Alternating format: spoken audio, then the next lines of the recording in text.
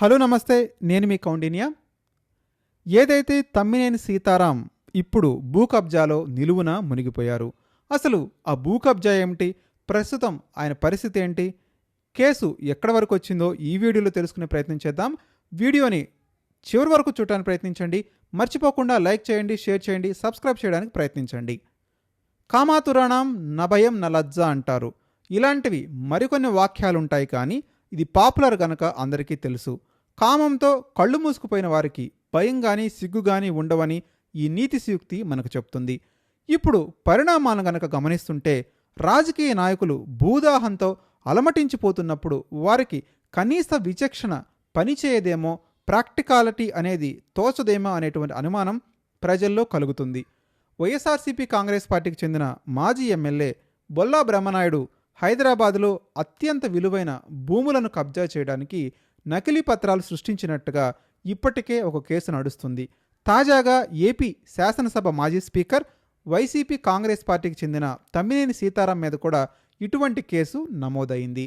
భూమి యజమాని బతికుండగా చనిపోయినట్టుగా నకిలీ పత్రాలను సృష్టించి భూముల కొనుగోలు జరిగినట్టుగా చేసిన దందా ఇప్పుడు బయటకొచ్చింది. ఈ వ్యవహారంలో కొడుకు, భార్యతో సహా తమ్మినేని సీతారాంపై కూడా పోలీసులు కేసు నమోదు చేసి దర్యాప్తు చేయడం జరుగుతుంది.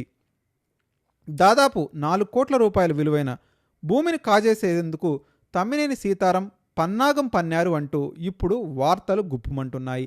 దీని వెనుక చాలా మతలబు జరిగినట్టుగా వార్తల వల్ల తెలుస్తుంది. గోవిందరాజులు అనే వ్యక్తి వేసినటువంటి లేఅవుట్లో ప్లాట్లు 2023లో తమ్మినేని కొడుకు వెంకట శ్రీరామ చిరంజీవి నాగ్ పేరుతో రిజిస్ట్రేషన్ అయ్యాయి. నిజానికి 1988లోనే వేసిన ఈ లేఅవుట్లోని ప్లాట్లను కనకలింగేశ్వరరావు అనేటువంటి వ్యక్తి కొన్నారు.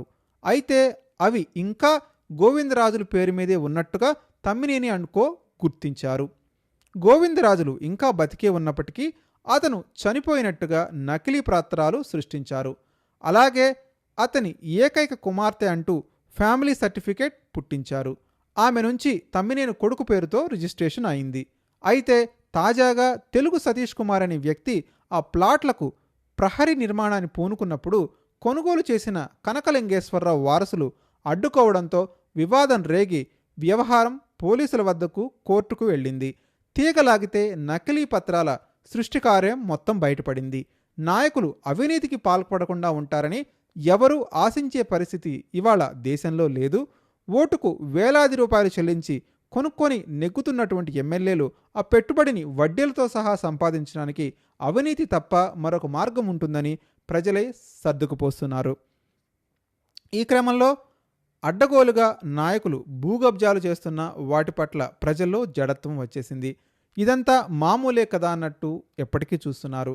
అయితే కనీసం తమ్మినేని సీతారాం వంటి సీనియర్ నాయకుడికైనా కొంత విచక్షణ ఉండాలి కదా అనేది ప్రజల సందేహం. బతికున్న వ్యక్తిని చనిపోయినట్లుగా నకిలీ పత్రాలు సృష్టిస్తే అది ఏదో ఒకనాటికి బయటపడకపోతుందా అనే భయం ఉండాలి కదా అని ప్రజలు ప్రశ్నిస్తున్నారు.